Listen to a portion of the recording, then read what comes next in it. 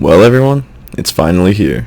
Seeing as my first video is a gag related to this game, I thought I would just take 1 week off the Naughty Dog reviews to talk about the long-awaited return of Crash Bandicoot. I mean, he's technically been back for a couple of years now with the release of the Insane Trilogy and CTR Nitro Fueled, but those games were just remakes of the original games Naughty Dog made all the way back in the 90s. This is the first brand new Crash game we've had since 2008, and we've really never had a true successor to the original trilogy. I'm here to tell you guys that as of October 2nd, 2020, that has changed.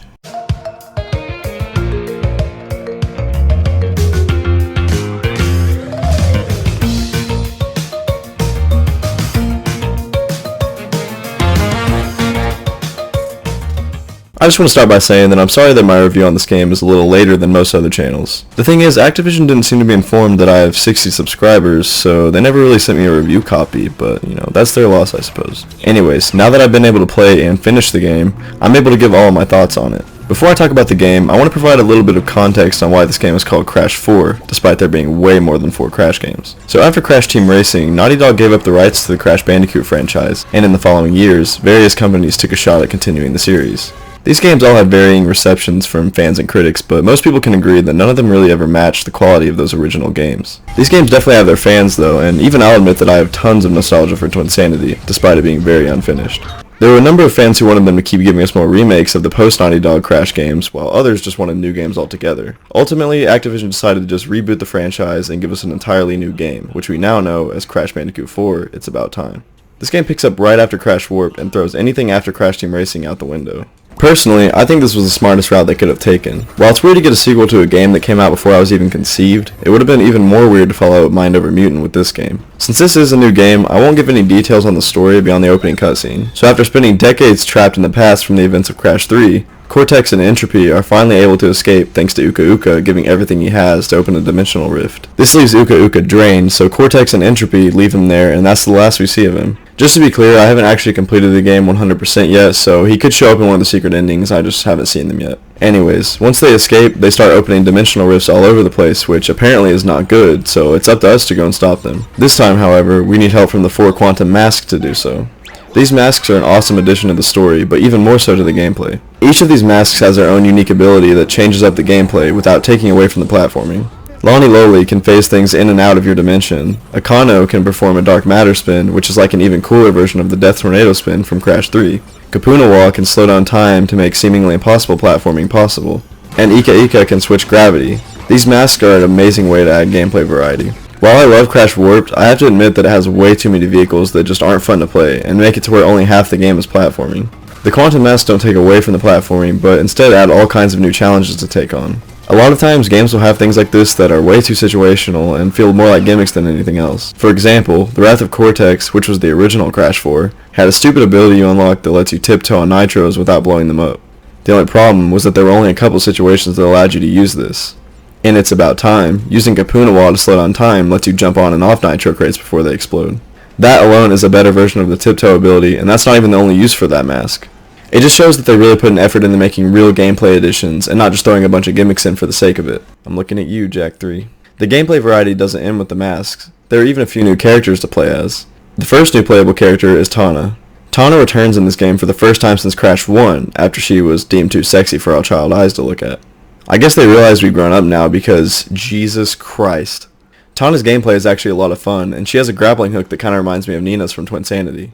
Oddly enough, Dingodile is also a playable character in this game, and I had even more fun playing his levels. He has such a large range on his attack that makes it really fun to smash giant piles of boxes, and it makes Crash feel like he's just whittling away at them in comparison. He also has a suck gun that can hold and shoot TNT crates at enemies or other obstacles. The gun can even be used to hold you in the air longer with a jump, and it's just so much fun to use in my opinion.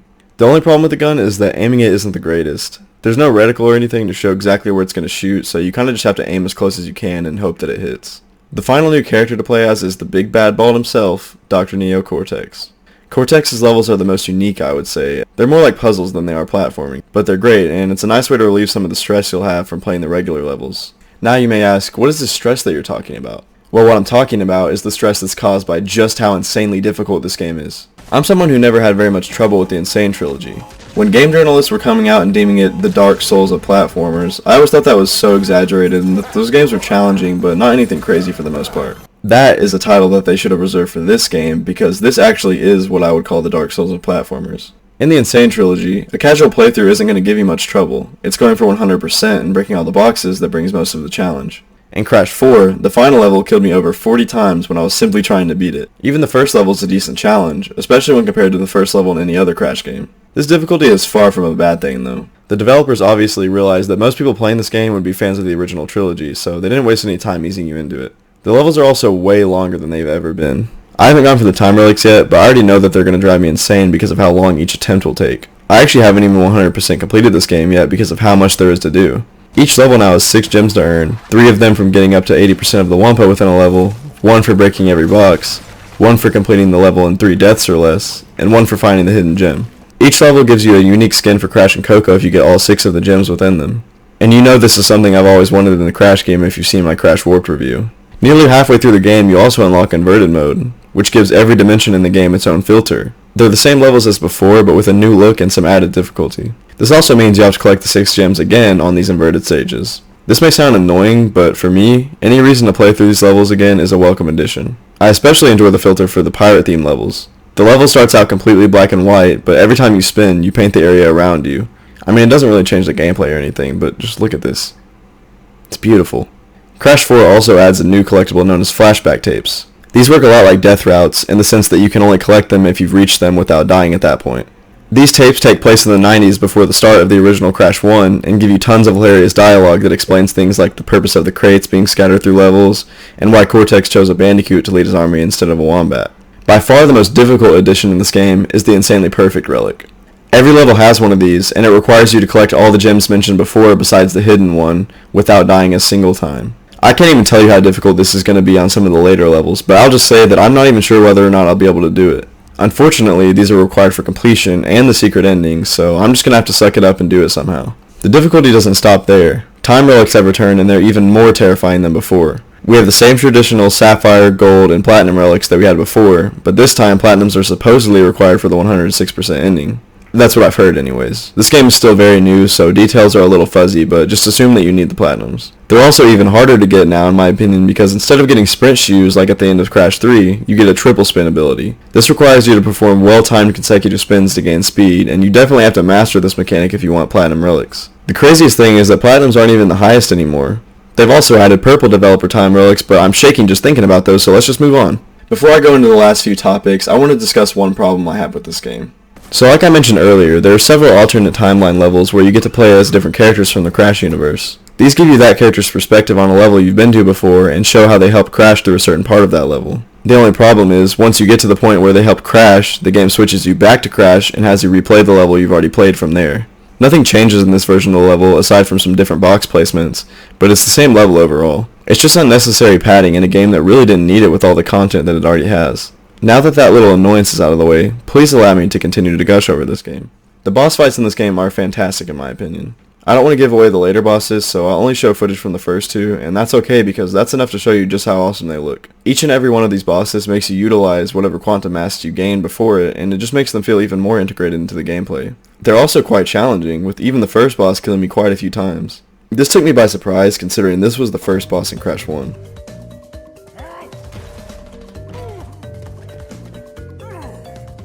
The last thing I want to talk about is how well this game works as a reboot. Crash 4 does such a great job at combining elements from some of the post-Naughty Dog games with the original trilogies. They took the linear style of levels and challenging platforming from the original trilogy, and the new group of masks idea from the Wrath of Cortex. At the same time though, they were able to make these linear levels feel so much more open, closer to the likes of Twinsanity, with beautifully detailed backgrounds, alternate routes, and much bigger levels in general. Crash 4 is a Crash fan's fever dream, and does a good job at pleasing almost everyone. I give Crash Bandicoot 4, It's About Time, a 9 out of 10. I want to thank everybody for watching, and if you like this video, I ask that you please leave a like and subscribe, or this is going to watch you while you sleep tonight. I hope to see you next time when I review Uncharted 2 Among Thieves. Until then, stay safe, and I'll see you next time.